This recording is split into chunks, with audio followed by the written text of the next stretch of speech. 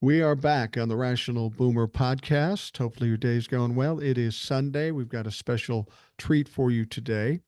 Arlene Unfiltered. She's been on one other time, and she's been kind of in the last few months, she's been kind of a TikTok phenom. I don't know, how many followers do you have by now? I've been there for 4 weeks and it's 135,000. No, I It, didn't, maybe it's 137,000. I forget. it took me a year to get to 100,000, so I give you credit for that. But Arlene Thank you. Unfiltered, one of the reasons I like having her on the program is because she makes me appear so fucking smart. I just say shit, I analyze shit, and she actually does the research and the studies, and she's got the degree, and she was a teacher, a professor, so she knows her shit. I got this cold, and I thought, what could be a better way to take the night off than to have Arlene Unfiltered on this thing? So That's so lovely, Mike. no problem. Arlene's been on TikTok for about 4 weeks, as you said, and you kind of took it by storm because, like I said, you and I are of a like mind, but we're on total different ends of the spectrum.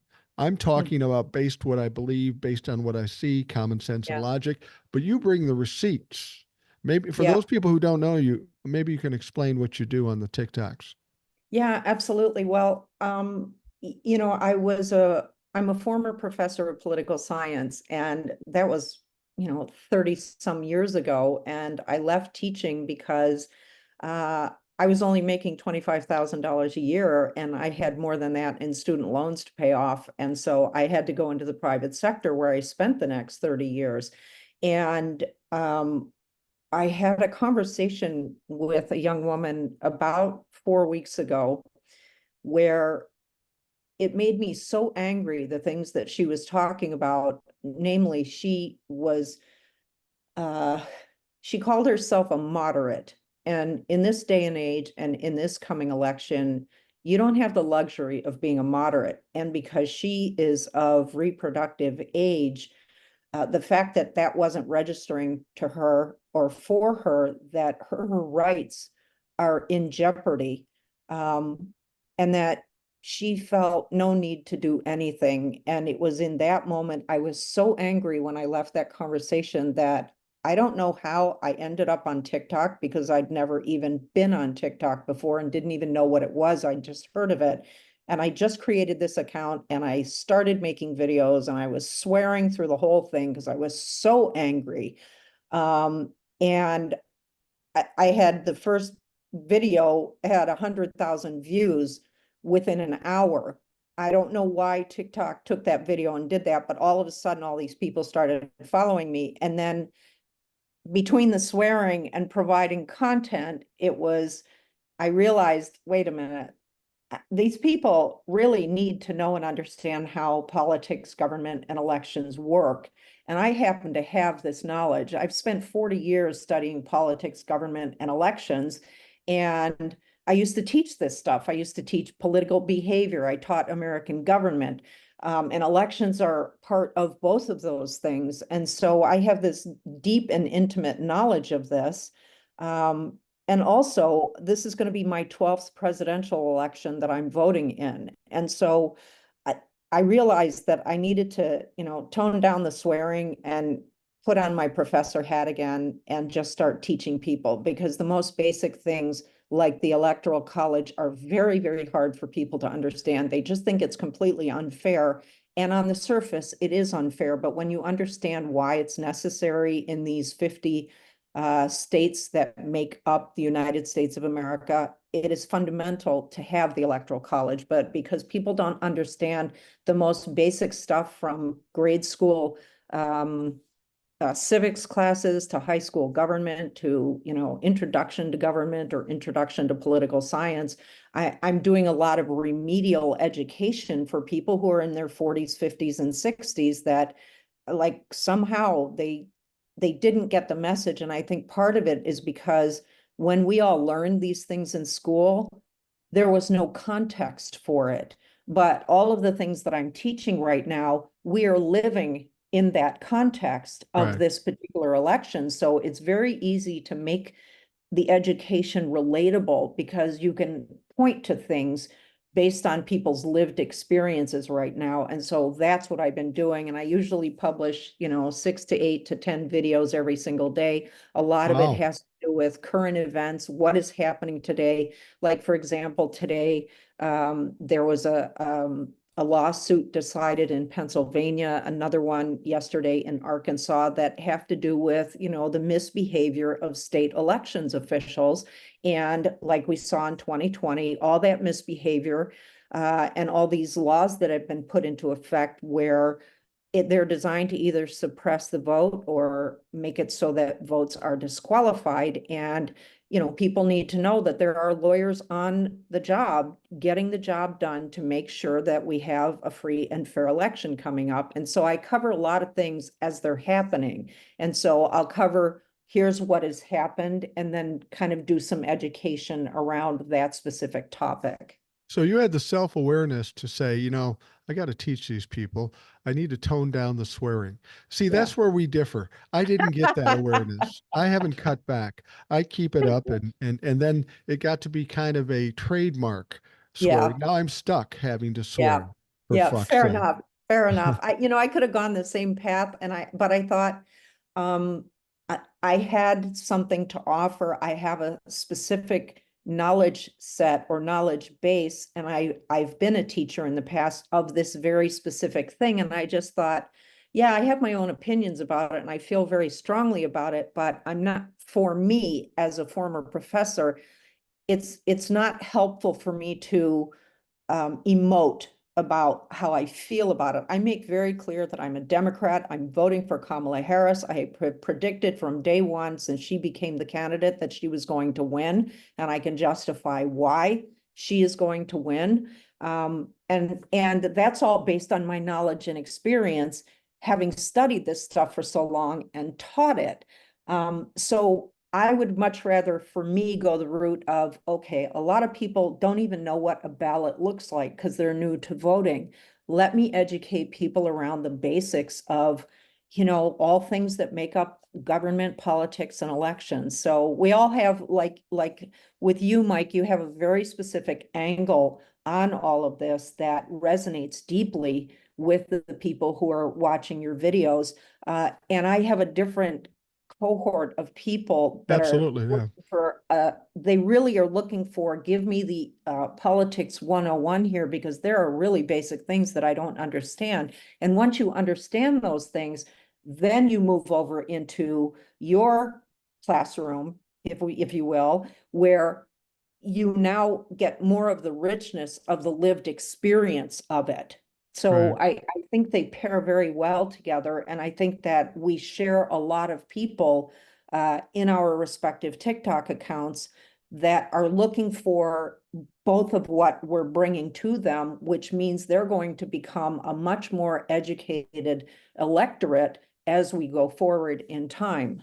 I think, one of the reasons I think people resonate with what I do, and it wasn't intentional, it's just my personality, Hmm. is a lot of people say to me, you're saying exactly what I want to say. Yeah. And they don't have the opportunity, whether they Hmm. don't feel safe doing it, their Yeah. boss would get on them. I have the good fortune, I don't have a boss and I don't have family members crazy enough to tell me to stop. So, well, they mostly agree with me. So Yeah. and then on top of that, I think one of the problems we've had with Democrats, and I don't classify myself as a Democrat, I classify myself as an independent, but I have to work with the Democrats in this case to put out the dumpster fire. But Right. for years and years, it's always been the Democrats taking the higher road, turning the Yeah. other cheek. Hmm. And the way I talk is more like a Republican. So Hmm. and I've had Republicans say to me, "You're a bully." I said, "I am a fucking bully, but I'm a bully that goes after other bullies." And that's Yeah. the way I look at it with Republicans. They've been shoving Yep. this in Democrats' face. It's Yep. about time somebody slapped the taste out of their mouth. Yeah, I completely agree with you there. And, one of the things that I have noticed in studying these elections for so long and participating in them is the tremendous frustration that Democrats have that they do not have someone taking the fight to the Republicans, because it's always take the high road, talk about the policy, talk about the accomplishments and all this stuff. And when you're dealing with a candidate like Donald Trump, you can't do any of that. You run the risk of losing Right. when you go there, because the reality is that Democrats are desperate for somebody to come out swinging, because the Democrats never do it.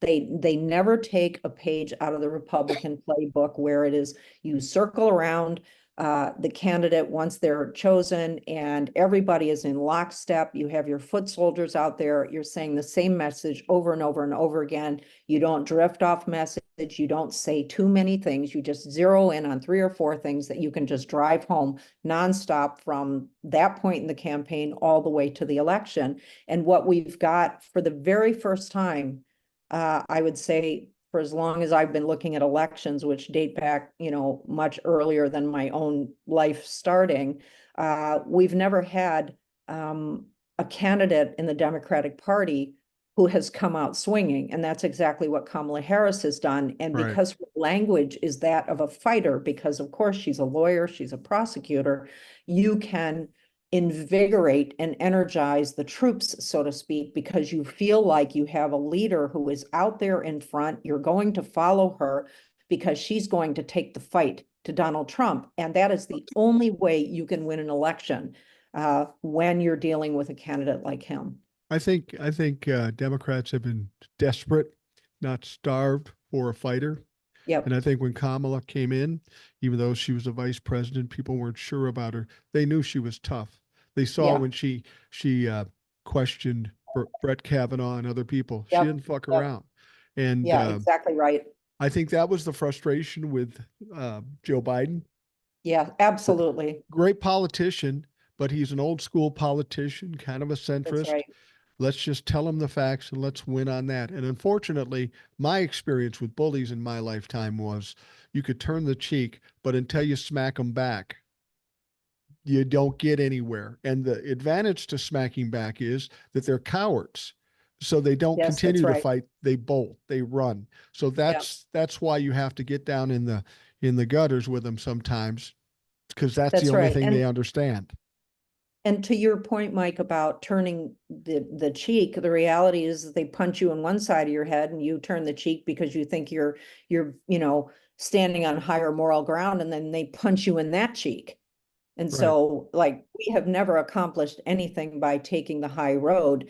And I mean, Donald Trump is a brawler. And this is why Joe Biden was going to end up losing in this election, because he, as you say, he's an old school politician. He's a statesman, and gone are the days of those kinds of politicians in American politics, because it started with Ronald Reagan, and then you bring in the Tea Partiers, and then we move forward, and now we've got Donald Trump and the MAGAs, and the Republican Party will never return to what we all knew the party to be. They will No. always have this element in it, which means the Democrats will always have to go the route of fighting. The only point at which we will ever have what looks like an election from the past is if we are in strong economic times and you basically have 2 very boring candidates Right. like George Bush and Al Gore. Right. Like, when those guys ran against each other, it's kind of, people have to figure out which guy to vote for. They're both boring when it comes to being a presidential candidate. And you kind of have to figure out some other reason to vote for them. And hence you start looking at the policies, you pay much closer attention to those things. And at the end of the day, as we saw, it was very, very close. But that's not this kind of election right now. This is an election of personalities without a doubt. Yeah, no question. I have to disagree with you on something. It's not surprising because I come from a different angle. I think Mhm. Joe Biden would have beaten Donald Trump because I don't think it was about personalities at that point per se. I think that Donald Trump, that would have been much like 2020. Joe Biden didn't get 81 million votes because he was a great candidate, because at that time he wasn't a great candidate. People came out and voted in mass because they were terrified of Donald Trump. And my contention is between 2020 and 2024, they aren't less terrified, they're more terrified. And Yeah. I think Joe Biden, or some people say a ham sandwich, would have beat Donald Trump. But the difference is you've got that working against you. Donald Trump is killing himself every day. But then you throw on top of that maybe one of the more popular presidential candidates in history in Kamala Harris. Hmm. That's where I say, how can you tell me this is going to be close? We've got the absolute Yeah. worst candidate in the history of the presidential elections. We got the Hmm. most popular running against him. He's been convicted of 34 felonies. He's been found liable of sexual assault. He's got all this shit going on. And then you throw in the fact that he overturned Roe v. Wade. He embraces it and is proud of it. How does that fucker even get close? Yeah, absolutely. And I think the distinction in there, we're actually probably in agreement about this, that the distinction is, had Joe Biden not had the disastrous debate performance that he did, then I think that he would have, especially given that abortion is on the ballot, I think that there is a chance that he would have won. My concern was he was so uninspiring Yeah, that my fear was he was going to be more like a Hillary Clinton against Donald Trump in terms of the turnout, because nobody was enthusiastic about the upcoming election until he actually stepped aside. And then all of a sudden, here comes Kamala Harris. And then we start seeing Donald Trump behaving in the ways that he is, which is not how he was behaving when he was dealing with Joe Biden. You know, he's right. calling him Sleepy Joe and all that kind of stuff. But, you know, the behavior that we see right now with Donald Trump and JD Vance, which has been just wildly misogynistic, and going after the women, it's like, could you be committing a more fatal error in a year when abortion is on the ballot in 10 and soon to be 11 states? How could you be that tone deaf to what is happening? And so I think at the end of the day, I agree with you. I don't believe it's going to be close, but I want to wait and see the data, because we still have this problem in the swing states of a very large uneducated, as in going to school education, uneducated white male population who feels disenfranchised. They Right. feel like the world's gotten one over on them. They are incredibly racist. And there are lots of them in the swing states. Yeah. And my concern about saying that this race will be close is we just look to the state of Ohio, and there's no indication that Ohio is turning blue this year. And Ohio was a, you know, steadfast blue state for a very long time. And then here comes Donald Trump, and he unleashes this underbelly of which many live in Ohio. And so my feeling in the swing states is that there are a lot of those same guys that live in Wisconsin and Michigan and Pennsylvania. You know, Georgia and North Carolina are a completely different animal when we're talking about the swing states.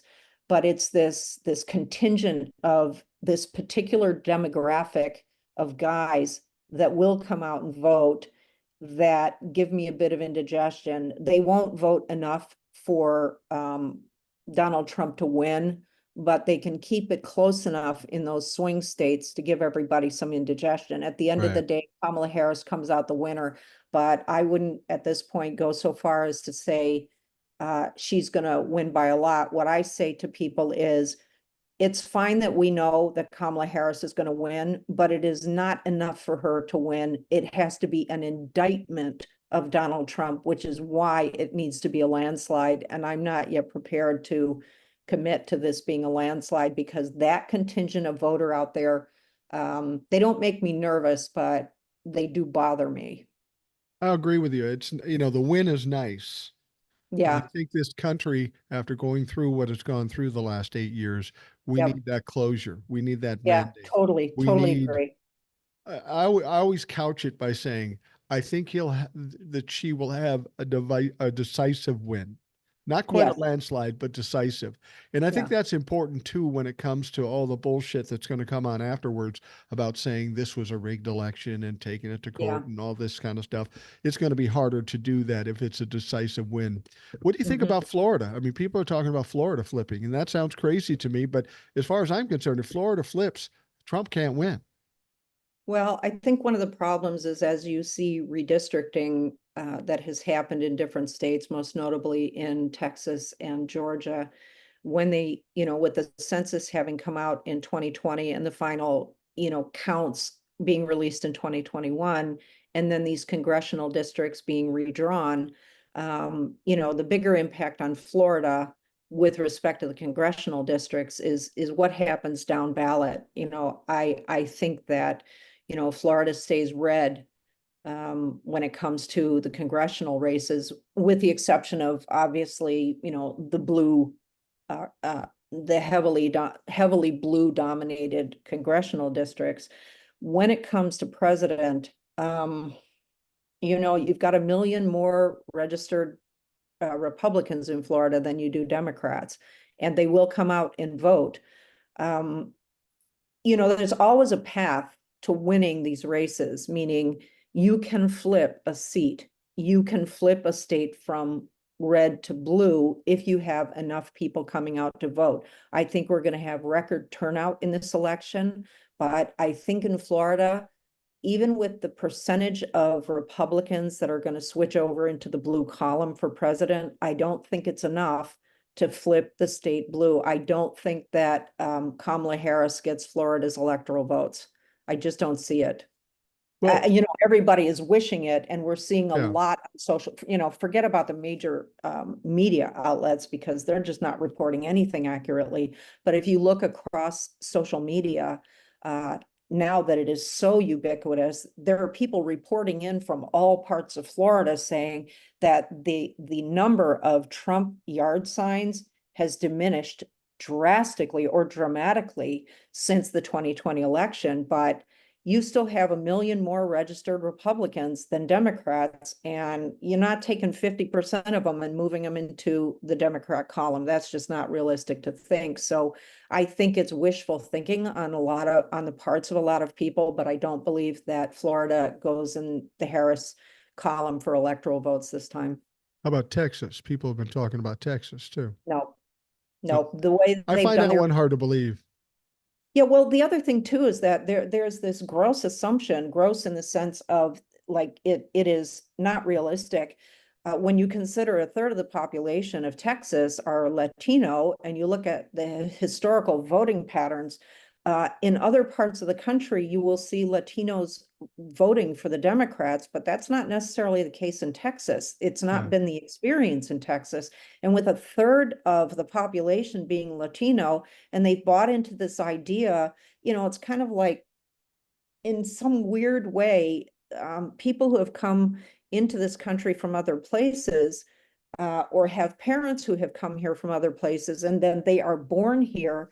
They have this mythology around the great American dream is within and held by the Republican Party, which is completely false. But that is this belief. It's like that in South Florida with the Latino population. The Cuban population down there is very, very red. And it didn't used to be that way. It has evolved into that. So Texas, not in my wildest dream could I ever imagine Texas turning blue. What I will say is I think that it is very, very possible that Colin Allred is going to beat Ted Cruz for that Senate seat, which is exactly what needs to happen. Yeah. Because Beto O'Rourke, we know, almost beat Ted Cruz. Right. And I think with the amount of money being poured into Colin Allred's campaign, the fact that Ted Cruz is so closely aligned with Donald Trump, I think it's very likely that that seat will flip this time. I think when people are in Texas and Florida and they come and they tell me, I'm thinking Florida will flip and Texas will flip, they're not looking at data, obviously. They're kind of going about this more the way I go about it. I think they're catching some kind of vibe down there that Yeah, they've yeah, never that agreed. they've never felt before. And Mhm. I think there's some legitimacy to that. I think this whole election, this whole country is Yeah. shifting into, I don't know, a different parallel universe, Yeah. because Mhm. we're coming out of darkness and now we see some light at the end of the tunnel and Yep. people are starving for it. So they're going after it. And in spite of the fact that doesn't include data, to me, that holds a lot of value in what's going to happen in November. If the Yeah. vibe, the attitude, and everything Yeah. changes in this country, it's going to have a big effect. Yeah, I absolutely agree with you. And at the end of the day, it all comes down to numbers. Like, Right. do the feeling, does the vibe, does the sense that we are all having that a shift is about to take place on many levels, does that actually translate into numbers? Because we also have to remember that there's a huge uh, part of the electorate that are not paying close attention to what's happening to the election. They're not Right. getting any news. They're not paying attention to any news. And you can count on them. They'll show up because it's a presidential election. There's much higher attendance or participation during a presidential election, and they will vote either Republican or Democrat. Those are the people who can actually hurt things, because if they are Republicans and they just go out there and cast their ballot for Donald Trump, they will not have been paying attention to any of the things like Project 2025. They're kind of in their own little, individual bubbles, living their lives and not paying attention. So I think it is important for us to be cautious, not about that she's going to win, but to be cautious about this sense that much as we feel like this is a juggernaut, there are still millions and millions of people who, have no sense of anything. They just know who the candidates are, and then they'll show up at the voting booth on November 5th. That was one of the most disconcerting things I realized when Donald Trump became president and over the ensuing 8 years. Yeah. I found it disconcerting, disappointing, and this is going to sound crass, but that's my style. Mhm. I was disappointed by how many fucking stupid, uninformed people there are in this country. I know you wouldn't say that, but you got to get that sense too. Well, you know what? I had a really rude awakening.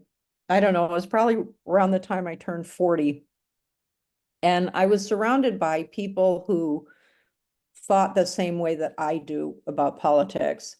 And then I started encountering other people, and it was a rude awakening that not everyone thought the way I do.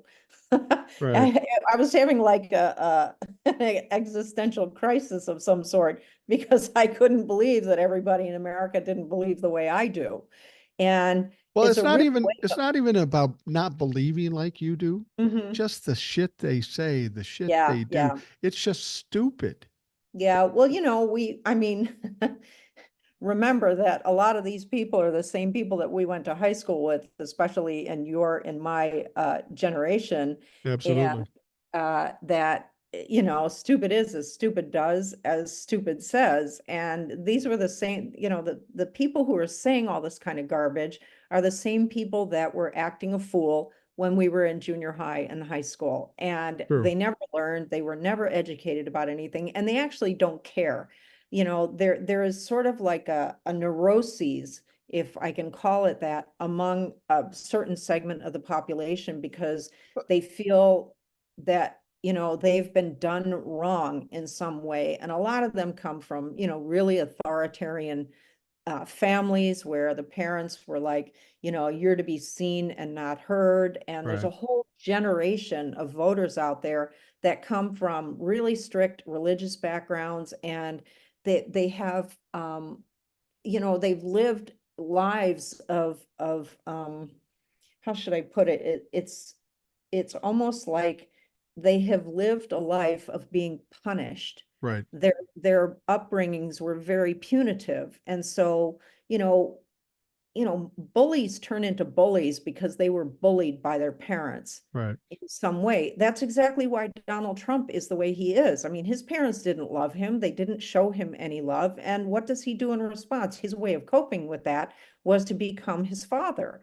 Right. And there you have it. And so this whole contingent of people, and there are a lot of them out there who do vote, and they say the most ridiculous things, and they can't back up why they're saying what they're saying.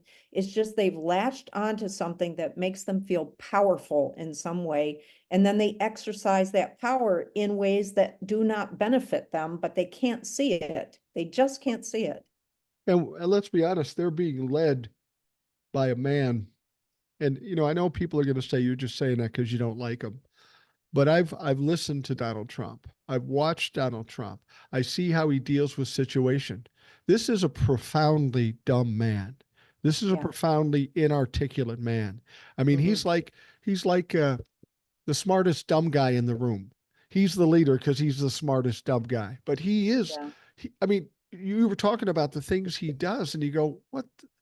Why Yeah. would you do that? Why would you throw out this misogynist shit when you're Mm. already getting hung out to dry for overturning Roe v. Wade?" They don't Yeah. get it. Well, and I think that this dates back to early on in his life where the misbehavior of his own father and the, racial profiling that they were doing of people who were applying for apartments that the father owned in New York, and Donald Trump learning all of this behavior, this hateful, despicable behavior from his father. And we know that the father was vicious to Donald Trump's brother, and Donald Trump figured out the best way to ensure that that his father didn't treat him that way was to basically become like his father. Right. So Donald Trump has never exercised um, any critical thinking. He's very impulsive, um, and he he has lived a life of so much privilege that he has never realized any consequences of any of his actions. And when you are like that and you're a narcissist the way that he is, um, it's like you have no relationship to reality. Right. And you don't actually care what happens to anyone because the only thing that you care about is yourself. And when people are out there and they have all the power in the world, which the president of the United States has, they feel completely untouchable and they're invincible, and they buy into their own hype and they buy into their own narrative, and nobody else factors into that narrative. I think, he thinks he can just say whatever. And the interesting thing is that he's so matter of fact about the things that he says. He says things as if they are, truths that are self-evident, and I think Uh, he really believes it, and he doesn't care. He just says whatever.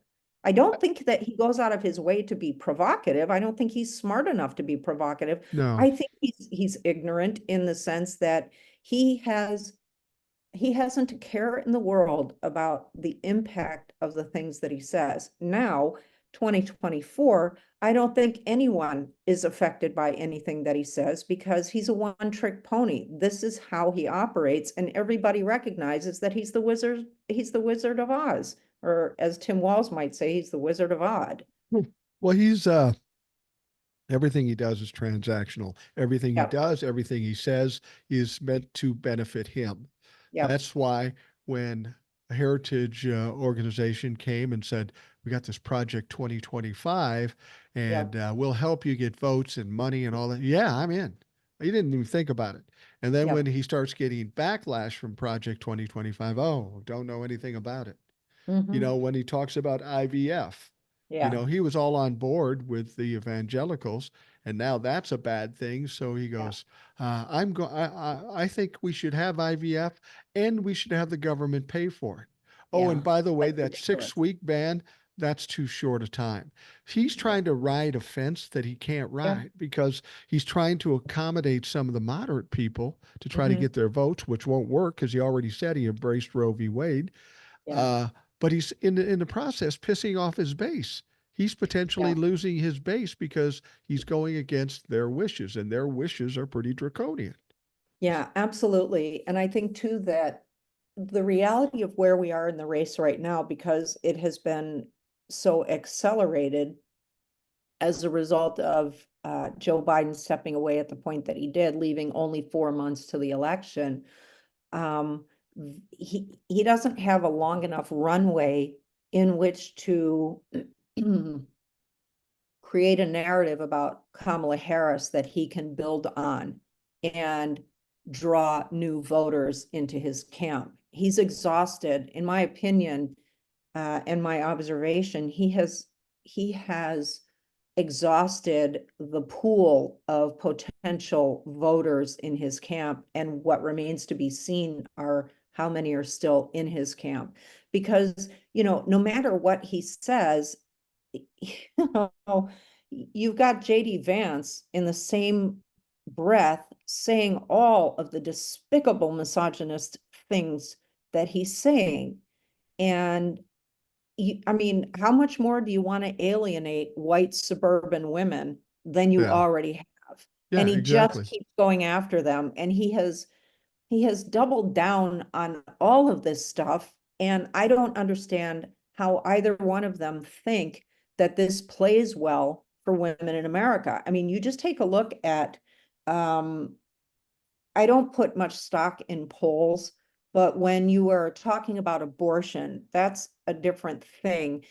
People don't say, um, oh, I'm for abortion, and then go into the voting booth. Women do not go into the voting booth and say, oh, well, I'm really against abortion. Women are very clear about how they feel about abortion. There's Right. most of the women who want abortion.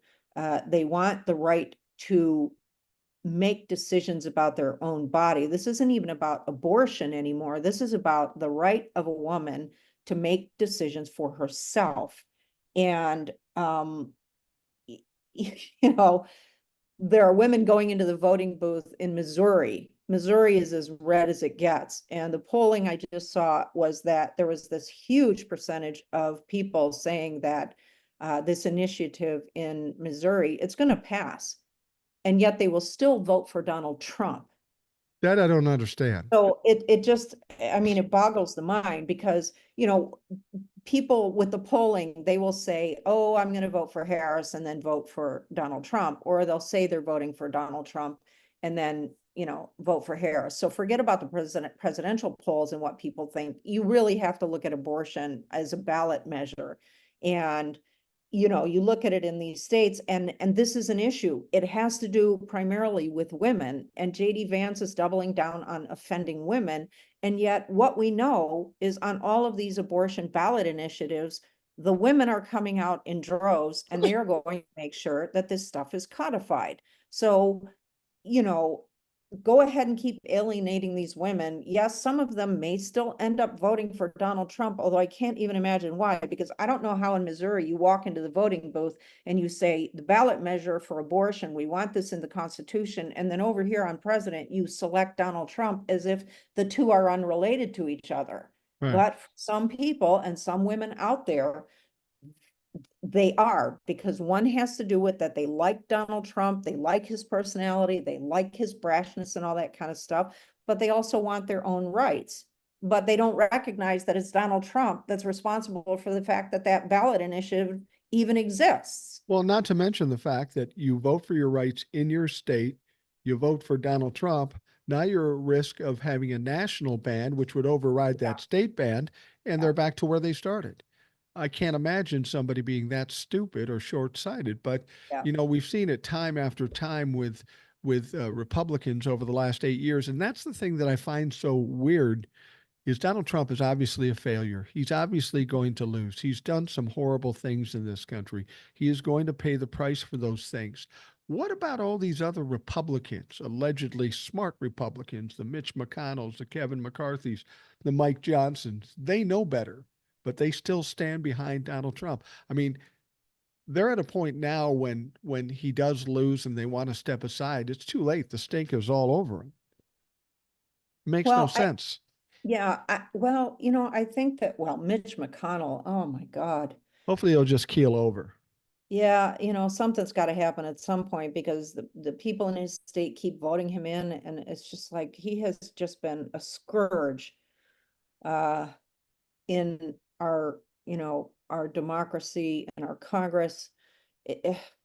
Jesus, I just don't even know what to say about Mitch McConnell. He's just been horrible. But why do But these people stick with Donald Trump when they know well, I better? think I think because, Donald Trump is connected to a lot of big money donors, and Donald Trump's endorsement matters because it's what opens the floodgates of the money. And I think that those Republicans of the particular type that you mentioned, like Mike Johnson, all of them that, along the way have did, you know what, they're like dancing ponies or something, because they, the director directs them one way and they go in that way, and then the director directs them in another way and they go in the other way. And when they when they felt it was advantageous to distance themselves from Donald Trump, they came out with statements just like JD Vance did, claiming that Donald Trump shouldn't be president. He's not qualified, he's not capable. And yet there's JD Vance on the ticket. And so, it is inexcusable that they have continued to support this guy. But the thing about Republicans that people forget all the time is that once they have their candidate, they circle the wagons and they get behind, and they're good foot soldiers. It doesn't even matter what they think personally. They have to stick with their candidate because they're hardcore Republicans. Right. Well, the thing about it is yes, maybe Donald Trump and his endorsements bring in a lot of money, but Yeah. as of late, over the last 4 years, it also creates a lot of losses. He doesn't have a Yeah. great track record with his endorsements and his people winning. And the Yeah, reason for the sure. re, and the reason that's the case is because everybody that is endorsed by Donald Trump is a fucking wacko. The Democrats Yeah. love seeing Donald Trump's endorsements because it's going to be an Yep. easier win for them. We got somebody normal Absolutely. and somebody fucking crazy. Yeah, absolutely the truth. And what we see now is that people are trying to distance themselves from that, because much like the Republicans, the real Republicans don't want any association. They don't, it's like, not in my name. As a Republican, it's like, this is not in my name. Don't assume that all of us Republicans are MAGAs. They don't want any association with any of that stuff, but they're stuck with it because those are the people in their party. But what we will see, there was just, I think it was the primary in Florida, was it last week, where there were 14 super conservative candidates running for school boards in Florida. And these school board races are vitally important, and no one ever pays any attention to them. And there were 14 candidates running for school board positions, or elected positions, Right. and 5 of them were beat outright. 3 of them won, 5 of them were beat outright, and 6 of them they couldn't determine the winner. So there is going to be a runoff, I Runoff. think sometime in October. And what we're seeing in other places around the country is, in the primary elections, the MAGAs are not moving forward.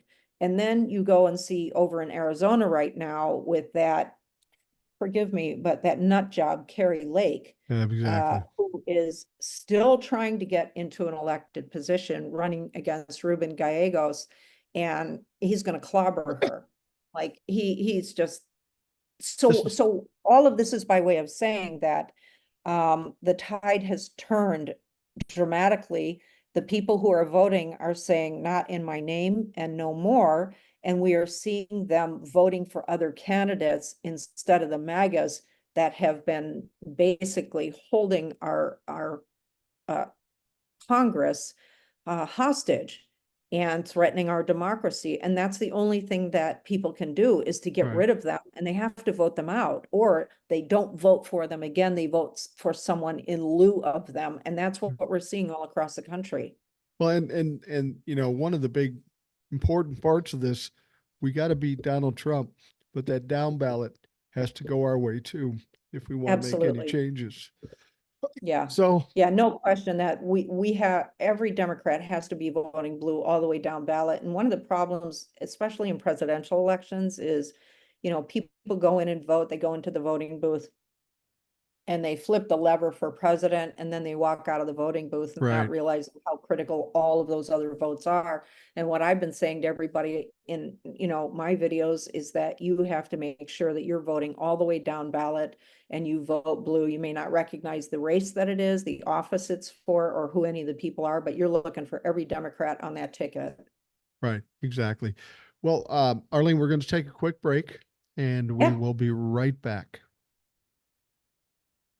We are back on the Rational Boomer podcast. We have Arlene Unfiltered with us. You know her from TikTok. She knows a lot of stuff about politics.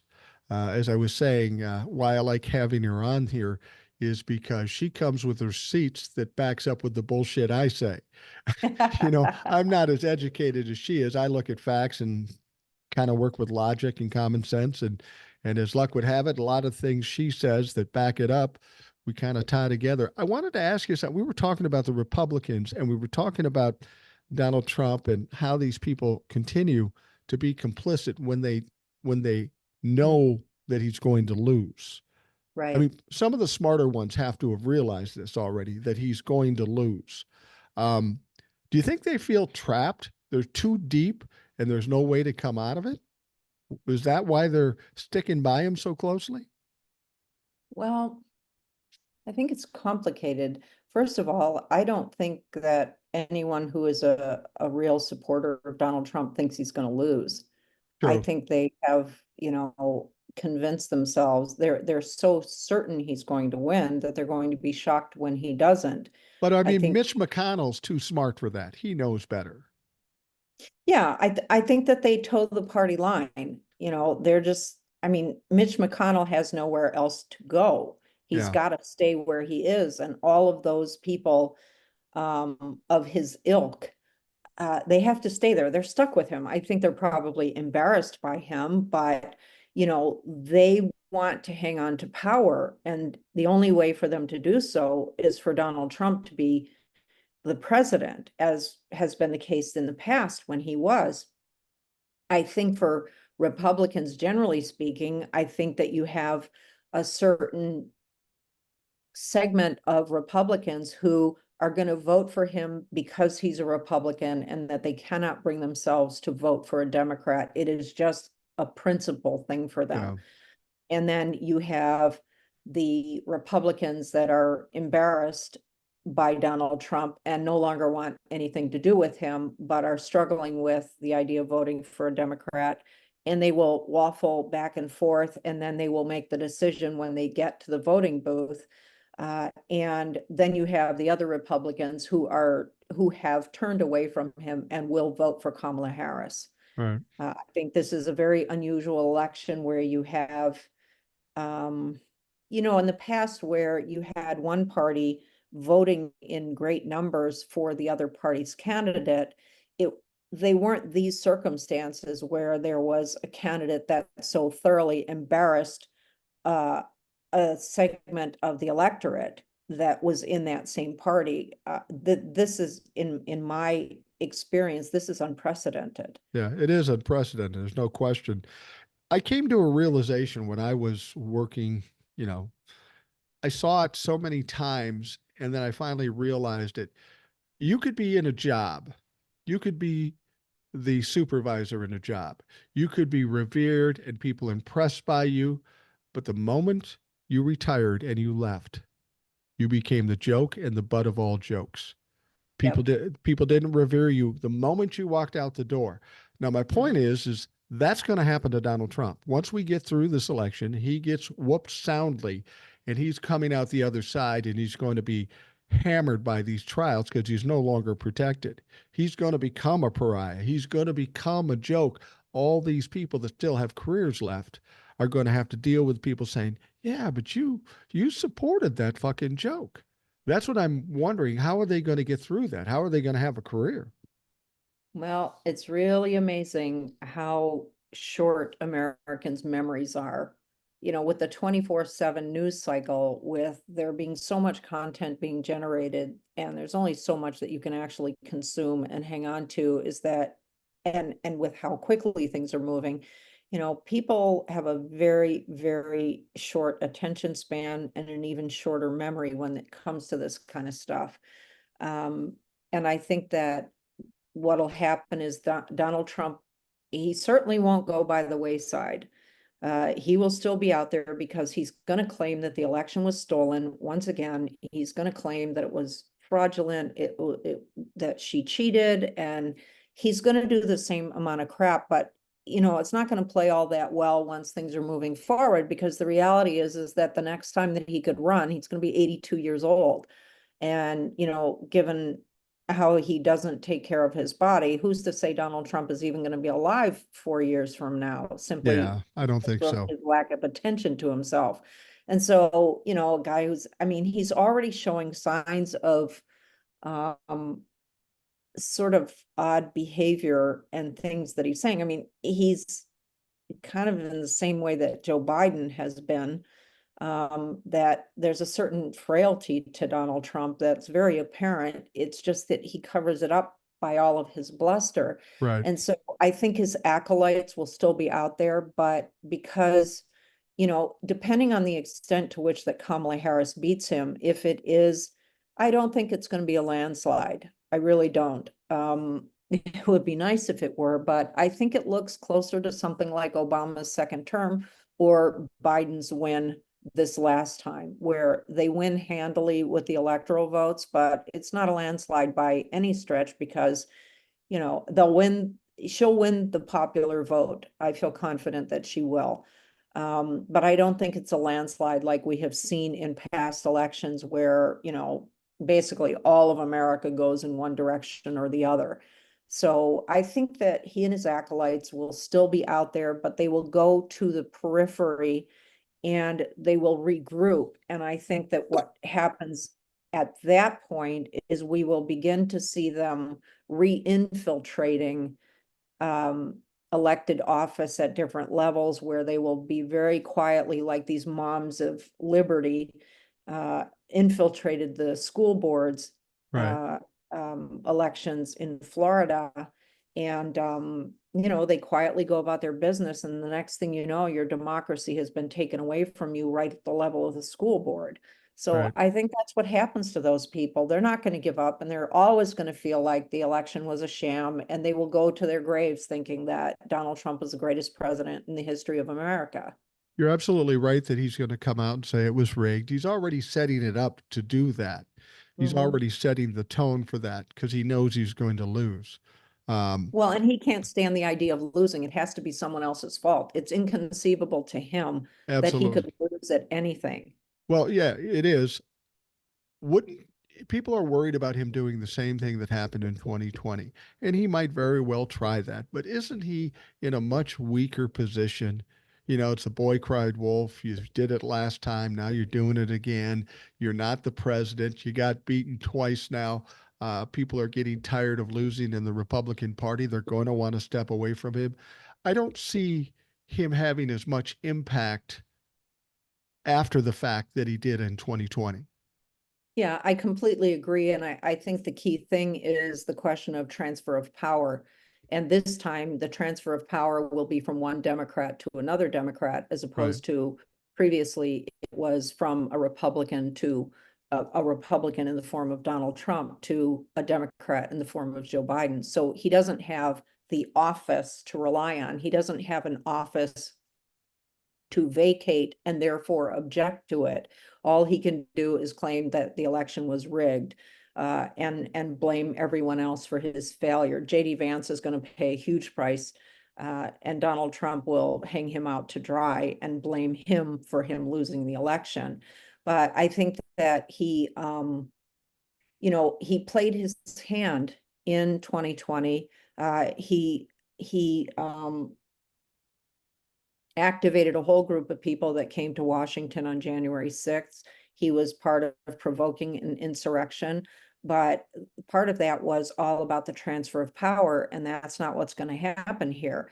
And he played all of his cards in 2020, and from what I've read, Kamala Harris has 10 times the number of lawyers at the ready Right. right now as Joe Biden did. So they know the games that Donald Trump played. They know the legal strategies that he was employing, and all of this is being dealt with already. They're already in anticipation of the kind of lawsuits that he's going to file, and they have responses to all of that. So there's a whole machinery in place to deal with any of his misbehavior legally come November. Well, and yeah, the big difference is that he's not in power, as you said. Joe Yeah, Biden's in power. Kamala Harris is there. Um, People always ask me, well, he's just going to try to claim it's a hoax or it's rigged and stuff. But like you say, we already know the fucking show. We know what yeah. they're going to do. And as you said, they're preparing for it in advance. the thing is, when he was president, when he had control in Congress, he attempted to do this and he fucking failed. So Mhm. now he's got no control, no office, as you mentioned, and Right. people are still afraid that he's going to, people tell me all the time, oh, they're going to send it to the Supreme Court and the Supreme Court's going to give it to Donald Trump. No, that's not going to happen.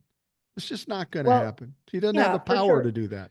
That's exactly right. And they don't actually know how it is that an election ever came before the Supreme Court. I mean, you really have to look at the history of when the Supreme Court has gotten involved in an election. And the most recent time was the Al Gore Gore, Bush. George Bush election. And the only reason it ended up in the courts is because there were some counties in Florida where it wasn't voting irregularities, it was issues with the physical ballots themselves and the Right. hanging chads and all that kind of crap. And there was so much of that kind of stuff going on, and the race was so close. It was by like maybe 1,500 votes difference between them, which is enough to provoke a recount. That they couldn't set. There were so many of those kind of weird things happening that nobody could settle on what to do. And that's when they took it to the Supreme Court.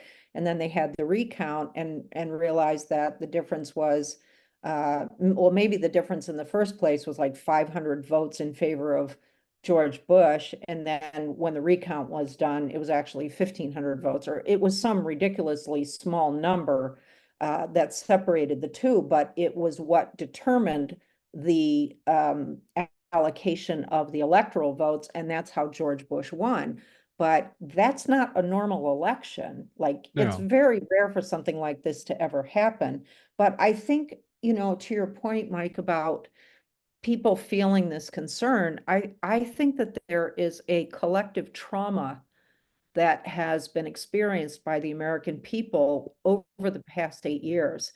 It started in 2016 with Donald Trump running for office and then him coming into office at the beginning of 2017. His whole behavior during the time that he was president, the insurrection, all of the denial of the legitimacy of the election, and then all of his, bluster over the past 4 years. And here we are with him, being confronted with him again. So it's 8 years of collective American experience of trauma. And I think that this, and then, throw the pandemic in there for 2.5 years, 3 years, and now it's rearing its ugly head again. And like this is a moment in time where people are walking around they've got like PTSD from Right. Donald Trump. So there's no question that they're still afraid, and they're not, it's hard to think rationally when you're operating from a state of trauma, Right. which is what many Americans are. And when you can, it's almost like like Kamala Harris is going to calm the nervous system of America. And that's exactly what needs to happen, because then we can return to more of a state of normal in how our government operates and how elections are conducted, so that we can regain a sense of safety, a feeling of safety around how our elections are conducted.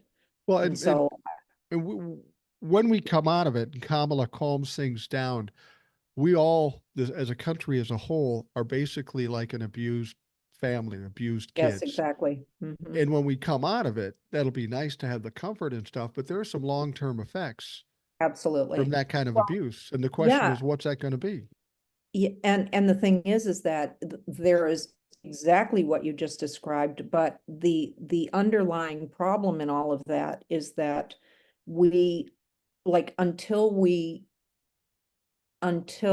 the John Lewis Voting Rights Act is signed, our our our safety and security around the idea of having free and fair elections will not be restored until that act is signed, Right. because it is the only thing that has a provision in it that gives the federal government the right to have some oversight of what the states and local governments are doing regarding their elections. And so until we have that voting act signed, our democracy is still at risk because of what the states are doing. And you wouldn't need this if it weren't for the fact that there is this misbehavior on the part of the Republicans in office in a lot of these red states. Well, that's what people have to understand is Kamala wins the presidency and say the Democrats get the House and the Senate. We haven't won yet. We've got a big hole to dig out of.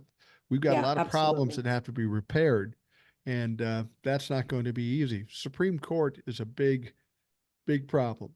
That may be Hmm. one of the first things we have to fix because without a Supreme Court that's legitimate, we really don't have democracy. So Yeah. we've got to repair that. What do you think the best route? I have an idea, but it's not appropriate, and it probably won't happen. Well, maybe it will happen this way. But what are your thoughts about the Supreme Court? How do we fix that fucking thing? It's a mess. Yeah, it's very, very problematic. I don't know that I've heard Kamala Harris talk about what Joe Biden proposed uh, for term limits for members of the Supreme Court or expanding the size of the Supreme Court. There's nothing that says that the Supreme Court has to be 9 members. No, It can be less, it can be more. Um, but I think one of the ways that you deal with this is, the only way things go to the Supreme Court is if somebody files a lawsuit that has something to do with constitutional rights. right, And so if you have a supermajority, you can actually, if you have the right configuration, you can actually change the Constitution. It's very, very hard to do, but it's not impossible. Or you have the House, comes up with what they're proposing for a law, it goes to the Senate, and then they vote on it, and then, the president's gonna sign off on it. Um, you start creating laws that codify things like Roe v. Wade. Obviously, it would be much preferable if it were a constitutional amendment, but short of right.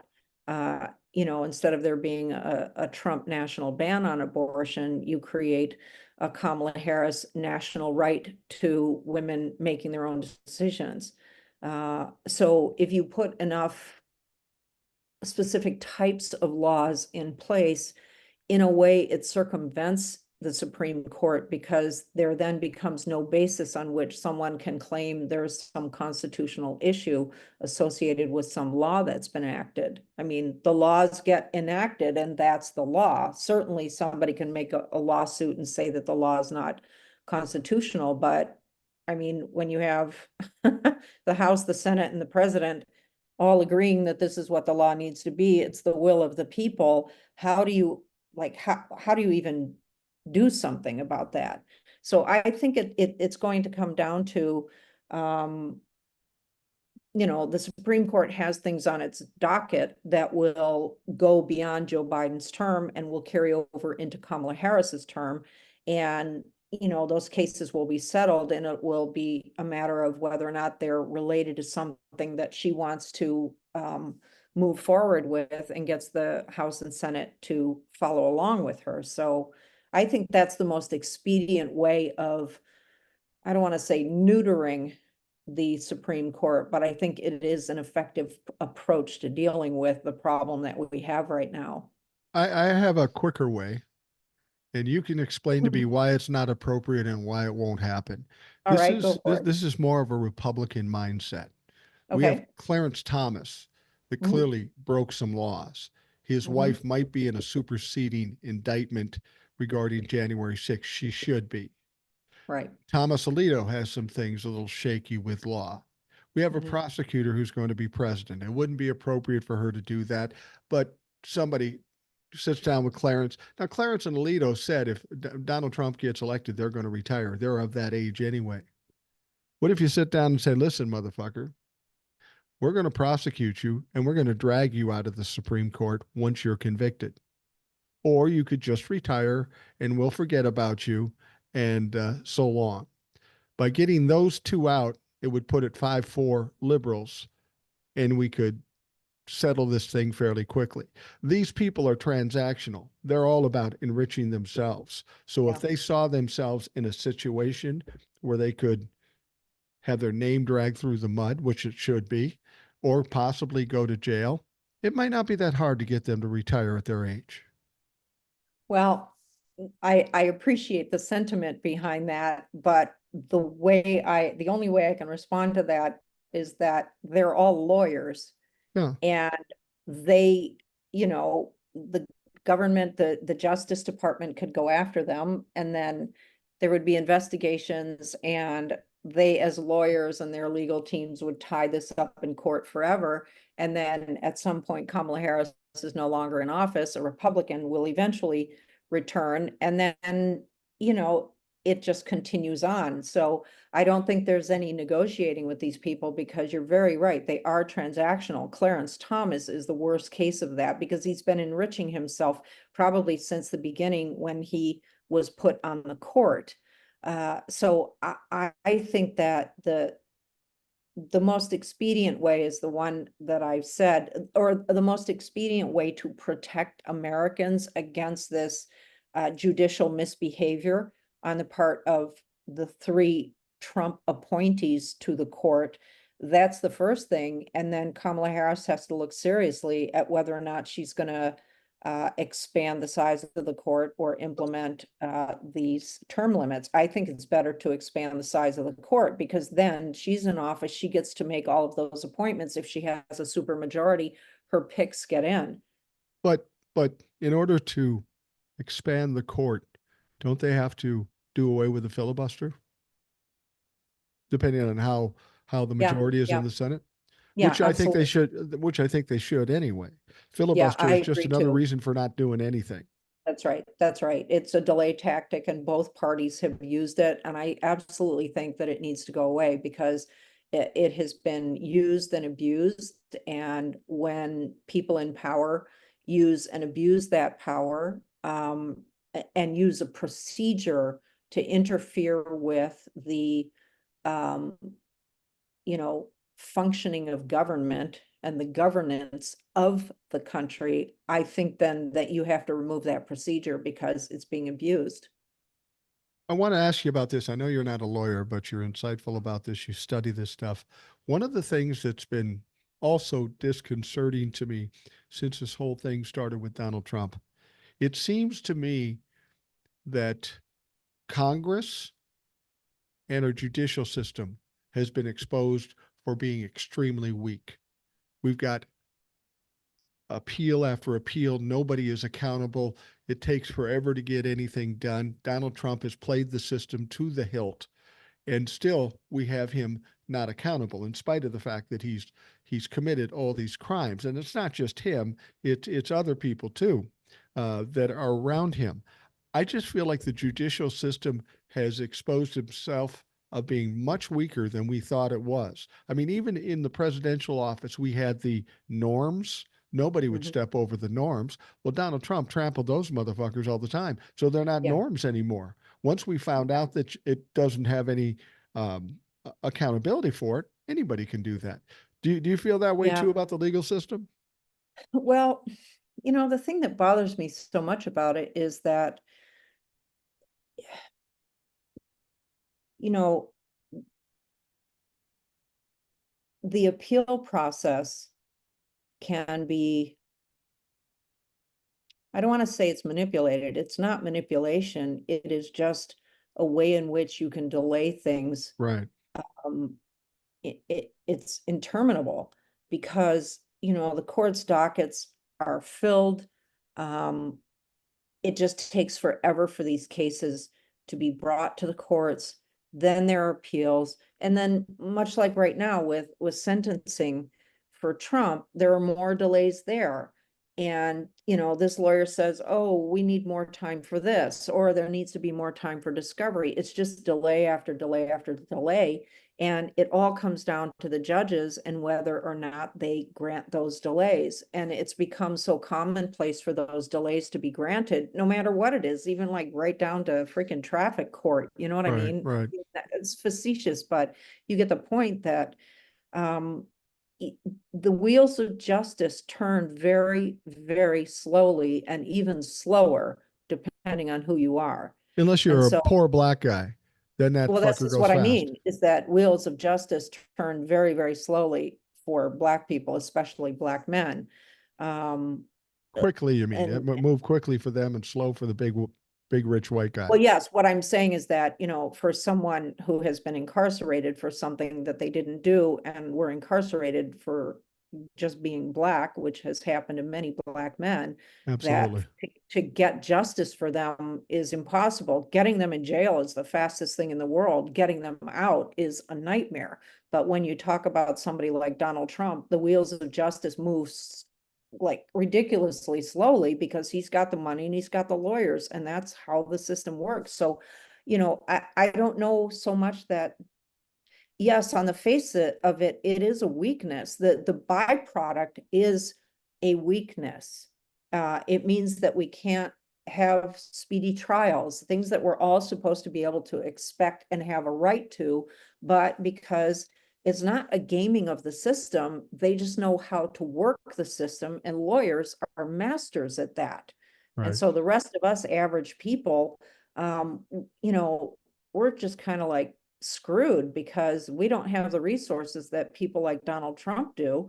And they use those resources. They've got the best lawyers to figure out all the possible angles and ways around things. And that's how people like him end up never going to jail.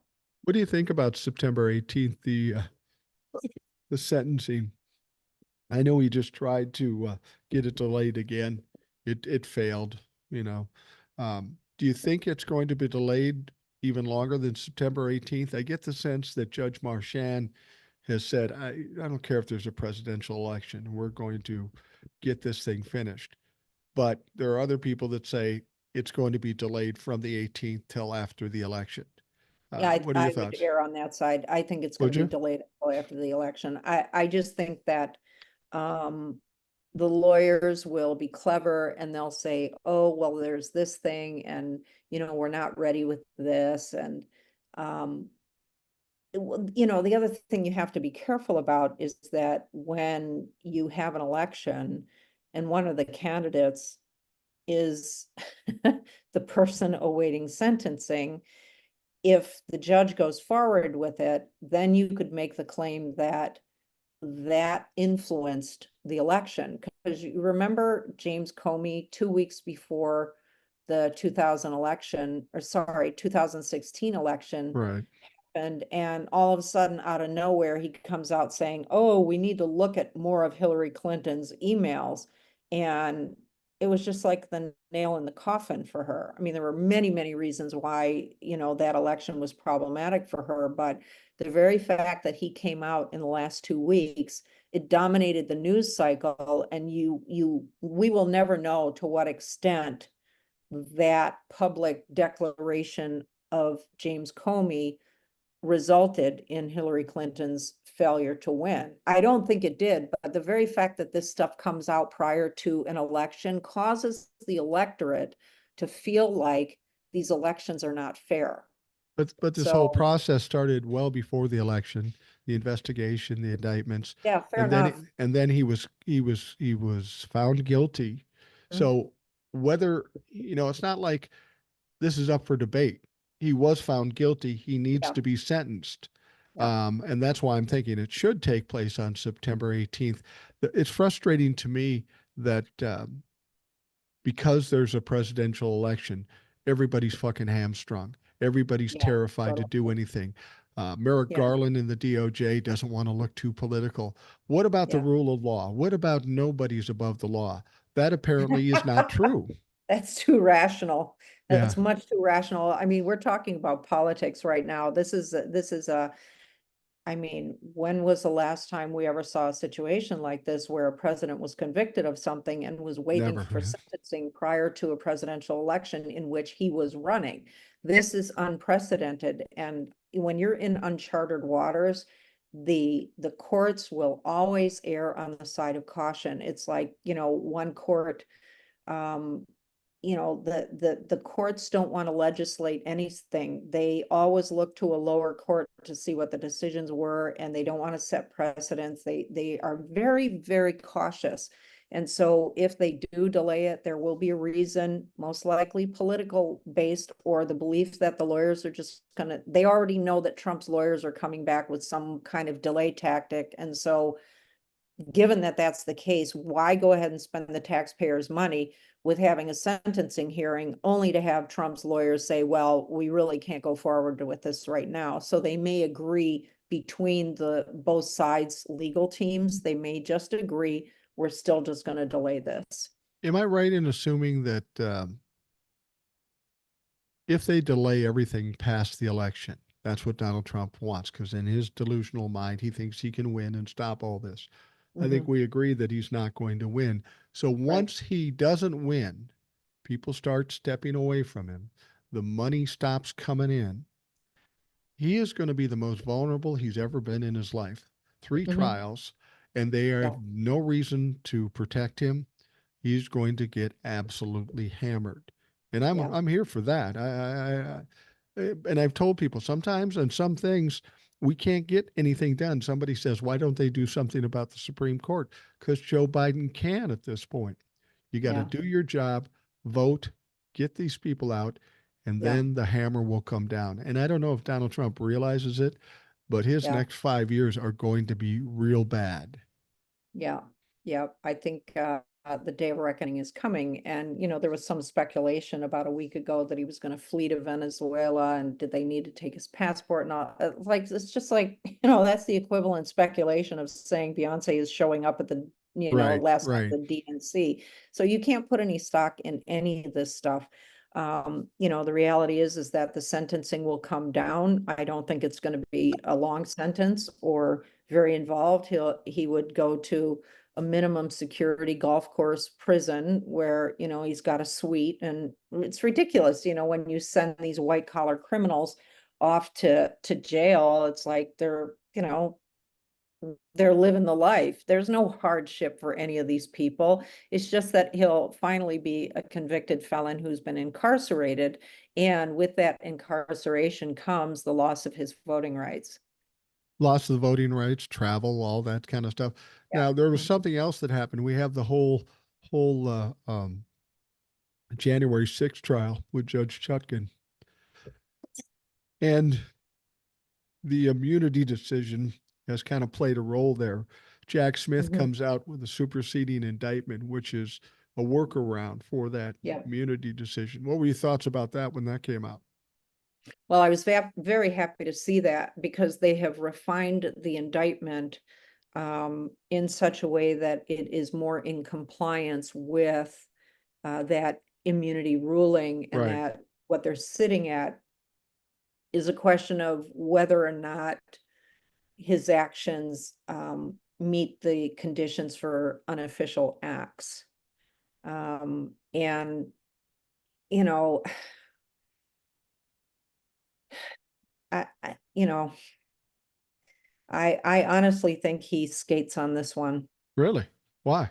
Yeah, I do. I just think that, you know, because there isn't enough definition, it's left too wide open when you talk about official versus unofficial. When you're talking about unofficial, because there's nothing clearly defined, it becomes subjective. How does anyone make a decision about what it constitutes when they haven't defined what the thing is in the first place? And I think that's part of, you know, how the Supreme Court has left it open-ended. They've left it open to interpretation, which gives them an out, which gives him an out. And much as we would like to get him hammered on this, I don't think anything happens to him with respect to January 6th. With regards to Florida, where Jack Smith appealed to the 11th Circuit regarding Aileen Cannon and her dismissal, that's going to get overturned because what she did was absolutely ridiculous, absolutely irresponsible. How do you see that going? Oh gosh, you know, it's really hard for me to say or comment on these things because I'm not a lawyer. Right. No, I'm just talking about your opinion because you're very attuned to what's going on in politics, and this is all political to a large extent. Yeah, you know what? You know, there are a lot of ways of looking at it, and I always err on the side of caution and being conservative about things that involve lawsuits and courts and so forth, because there's always some like weird little thing in the law or a weird way that the lawyers play it, and you never know what they're going to do. And much like Jack Smith refining the indictment, there's always an angle around these things. And Right. so, I all, yeah, I can have, I think that might be the strongest case, only because it's against the law to take classified documents from where they're supposed to be. They got him out of his house. yeah, It's not like he could, there's some question about it. Secondly, as far as dissemination, they've got him on audio tape disseminating these things. There's yeah, going to be some, and what I always tell people too is don't worry about him getting convicted for every crime on every trial, because yeah, he's one man. You can only take so much money, you can only give him so much time, and he doesn't have mhm, that much time left. If he gets yeah, convicted of one thing and he yeah, goes to jail for 5 years, whether it's a club fed or whatever, you yeah. lock him down and take him out of the narrative, he won't last there. Yeah, I think one of the problems is that this involves the president of the United States, a president of the United States. And prosecuting a president of the United States is very, very difficult because they, the extent to which they have responsibilities for so many things, and the liberty with which they can take to do certain things and need to, because of the magnitude of the job itself and how far reaching the job is domestically and internationally. It's like, it's kind of like trying to prosecute Donald Trump under the Logan Act, for his, doing this private negotiating with foreign leaders and so forth. And it's really hard to prosecute anybody under the Logan Act. And on the surface, it looks like, yeah, you could just go after him because he's talking to these foreign nation leaders. But when you really get down to it, you can't go after him. And so with the classified documents and stuff, the reality is that presidents are carrying around all kinds of stuff, and they take stuff home, all the things about using, private email addresses and using a Gmail instead of the government email, like in their capacity. I think that it would be very, very hard to prosecute a sitting or former president for those things. Now, if it were the case that the president were a spy, uh, like a double agent or something like that, and you actually had proof that this kind of behavior, they were engaging in this kind of behavior, that they would be tried under treason, for treason. And I think the case with these documents and so forth, I don't think that in the seriousness of the crime, it rises to a level that they would actually prosecute him. I just don't see it. Well, let me ask you this. A lot of bad things, about a lot of misdeeds and bad actions made by Donald Trump. We know a lot about that shit. Yeah. It's my contention, when he's no longer a presidential candidate or a president and he's most vulnerable, I have a feeling there's going to be a flood of other things that we had no idea about. And they are going to be pretty egregious. And society in general is going to be very angry, much like they were with Richard Nixon. People were Mhm. angry that he got pardoned. That's partly what Yeah, caused Gerald Ford not to be reelected. right. you know, as much as what you're talking about with it's hard to do this to a president and such, historically that's true, but I think it's kind of flipped. Right now, everybody says, well, if we prosecute a president, it'll divide the country. We got to heal. I personally think that if there is no accountability for Donald Trump, there'll be more divisiveness. There'll be more anger and chaos by the left side, because people have really invested in getting Donald Trump accountability. He keeps trying to slip out of it. I think this country needs to beat him in the election decisively, and I think he needs to be held accountable, whether it's for one thing or 20 things. I don't care. He's got to be held accountable. The country needs that closure. Yeah, um I think I would probably err on the side of that people on the left will be so relieved that he's not president that they'll just be satisfied with that. I don't think that they, generally speaking, are needing that kind of closure that you're talking about, because the closure, they get the real closure at the point that he's not elected president. And if he is beaten handily, or even in a landslide, which I don't think is going to happen, everything else becomes incidental because the big threat is over. And everybody is so accustomed to Donald Trump never being held accountable. It will not surprise any American that he's not held accountable in these things. I think that people would be very satisfied. It would be delicious to see him in handcuffs being carted off to his club fed. That would be very gratifying to a lot of us.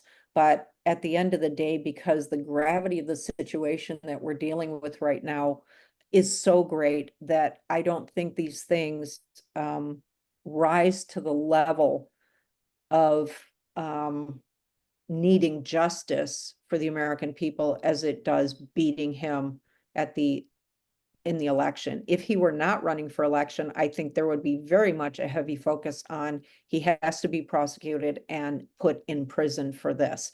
But because the attention is all about the election, I think this other stuff is incidental. We may have feelings about it, but so long as he doesn't become president, everybody's good. When we first started talking about these crimes, I thought too that there was an unlikelihood that they would ever put him in jail. Then we Mm. saw all these things. And I said that I don't care if he's in jail. I just want him broke, destroyed, a pariah, a joke in this world, roaming around Manhattan in dirty diapers, talking to himself. And, I don't know that we're too far off of that, because he is a Yeah, yeah, fair narcissist. enough. Once he is a narcissist, and once his he's been exposed, narcissists react weirdly.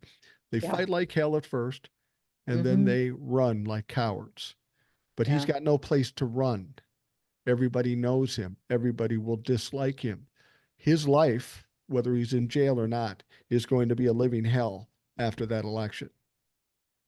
Well, you know what? I think I would disagree with you about that, because he still has his acolytes, and what he will do is he will seek out as much attention as he can get. He doesn't go off into the sunset and disappear. He's too much of a narcissist, and he's Yeah. too much of a media hound, and he will create opportunities for himself to get media attention, whatever it is. He will make it his life's mission to continue getting media attention in whatever form it comes. And also, because he is extracting so much money from donors. I mean, his latest antics are this, how much was it? $100 to buy playing cards, or some kind Yeah. of weird Yeah. digital card that he's creating.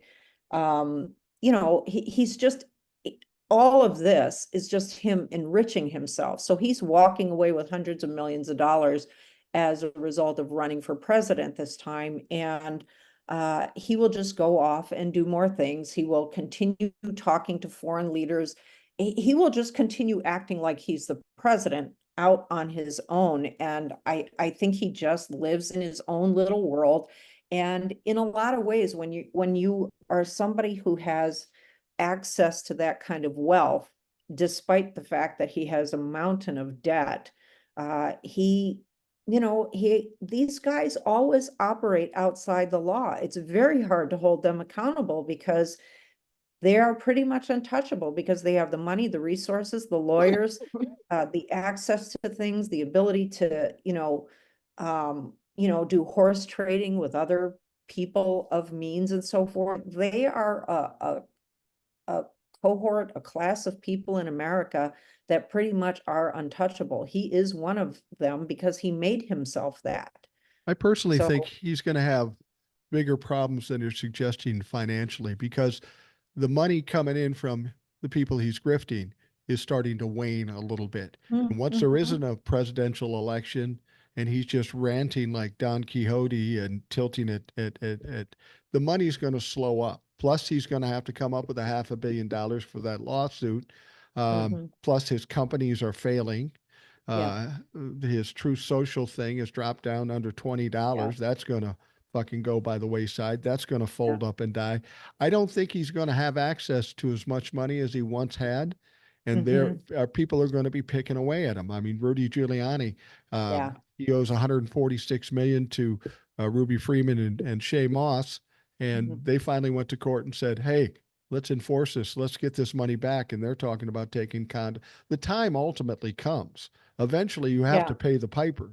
Yeah, for sure. I think that the only difference right now with Donald Trump, if he were not 78 or 79 right now, I might think differently, but I think that he dies before he runs out of money or runs out of access to money.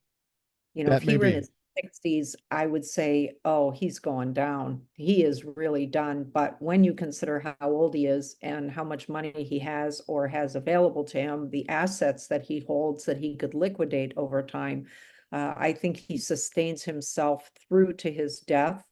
I don't see Donald Trump being a guy who lives to 90. I don't see No. how that's possible physically for him. And I think that, all of the money that he has extracted as a result of running for president and being president, who even knows where any of that money is? He's probably got shell corporations that, his daughter and Jared Kushner set up Right. all over the world, that he's funneling money all over the place. I'm completely speculating. That is not a statement of fact. That is speculation. But a guy like him, in the way that he extracts money in all the places and from all of the people he does, he's got money squirreled away where I don't think he's going to have a problem. I think he is going to outlive his money.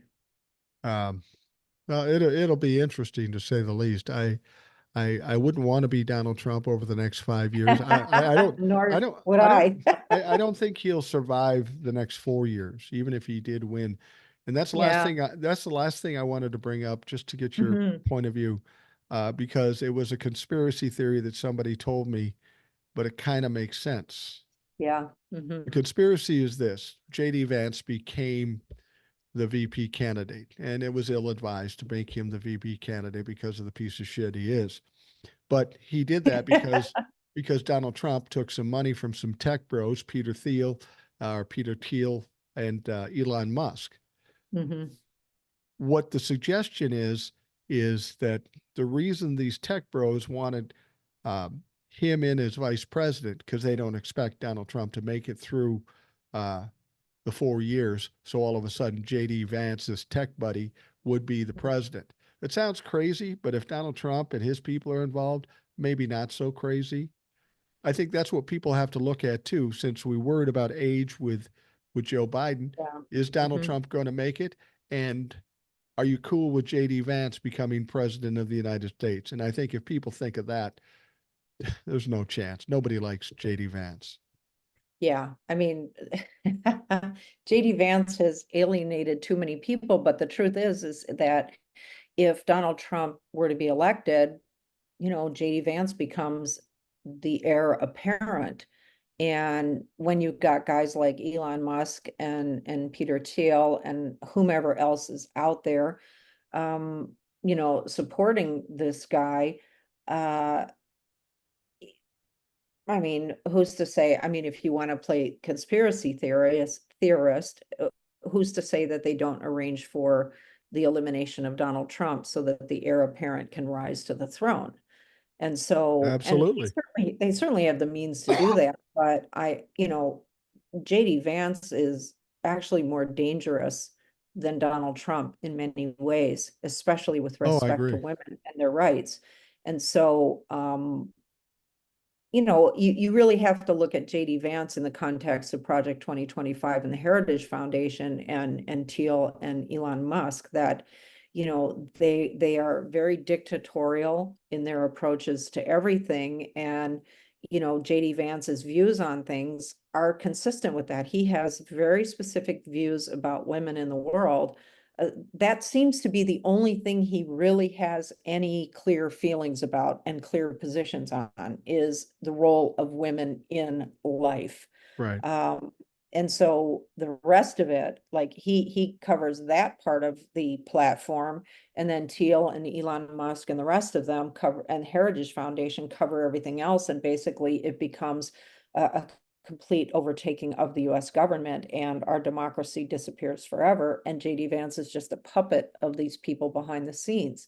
So all the more reason, I mean, Project 2025 is the main reason that you cannot have Donald Trump as president. Donald Trump in and of himself is fairly benign when you think about it. It's the people that he's surrounded Right. by have these motives and agendas, and they need a dictatorial style person to implement them. Well, and as I've said before about narcissist men, particularly, maybe Mm, women too, they're easily manipulated. yeah, for And sure. Donald Trump, for all intents and purposes, was a puppet of the evil fucks in the Republican Party and with big corporations and stuff. I Yeah. don't think Donald Trump came in to be the presidency with these evil thoughts. He just Yeah. knew, if I do this, I get this. If I Well, do for that, I sure. get that. And, you know, I mean, you look at Donald Trump was a Democrat Right. until it no longer served him. And Right. we know his famous statement, how long ago, decades ago, where he said it was better to be a Republican. I'm paraphrasing, but he said it was better to be a Republican because Republicans are stupid. Right. And that Exactly. they would buy into anything. And so he figured out the angle, he figured out who he needed to talk to and how to talk to them. He's just like, he's a snake oil salesman. That's what he ultimately is. And they bought the snake oil, hook, line, and sinker. And they drank it and got drunk off that shit. Yeah, they sure did. And now They, that poison's coming back to haunt them. yeah. What do they call it? Montezuma's Revenge. I don't even know if that's Yeah, inappropriate now or not. But well, Arlene, we're going to wrap things up. But I beautiful. appreciate you taking the time and Oh, coming thank on. you so Couple of much, Mike. things. Couple of things we've got to let people know. First Okay. of all, how do they find you on TikTok? It's at Arlene Unfiltered. Keep in mind, there are a lot of people impersonating me, so make sure that you spell Arlene, Arlene, unfiltered correctly, and unfiltered is Unfiltered. You and I are in the same boat. I've got probably 15 people that are Yeah, impersonating me, and people keep coming to me unbelievable. saying, "Do you have a Telegram account?" No, I don't have a Yeah, I fucking know. Telegram Same thing account. for me. That was the first Ridiculous. first fake account. Now, there's one other thing that you got going, and I think people want to hear about. You're Mhm. going to kind of teach a master's class. Yeah, I'm doing an elections master class on Thursday, September the 5th at 9 p.m. Eastern time. You can go to arleneunfiltered.com. You'll enter your email address, and this class is 2024, so it's $20.24. And after you enter your email address, it'll take you to the payment link, and then everyone will be sent the link to the Zoom call. I'm conducting this virtually on Zoom before the 5th. And so you'd just be looking for an email from me with that Zoom link so that you can attend. And it will be recorded for people who want to attend but can't and still want the information. It'll be recorded and sent out to anybody who signed up for the class. Absolutely. So it, it does cost $20.24. Money well spent. If you want to know all the facts and the details for elections and the historical parts of it, it's money well spent. It's far cheaper than taking a master class in a fucking university. That's for sure. So by all means, check it out. It should be interesting.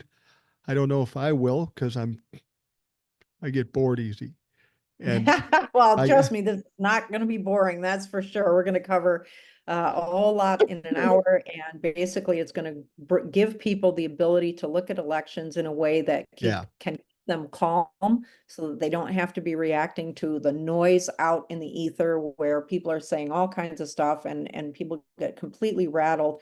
And what I'm laying out is exactly how I was able to predict that Kamala Harris is going to win in November, and how you will be able to do the same as you go forward in your life as a voter. Well, and I think that's the most valuable thing we can do here.